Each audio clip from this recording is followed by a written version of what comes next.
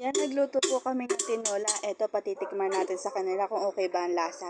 Paprank natin si Kuya Joshua. Papatikim natin sa kanya pero hindi niya alam lalagyan natin ng madaming asin.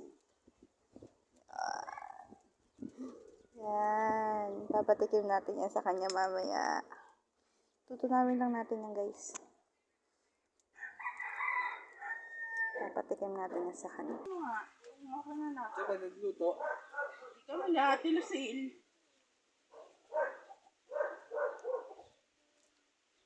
Aba.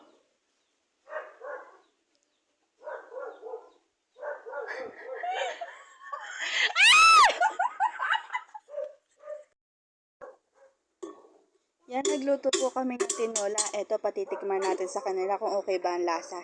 Paprank natin si Kuya Joshua. Papatikim natin sa kanya pero hindi niya alam lalagyan natin ng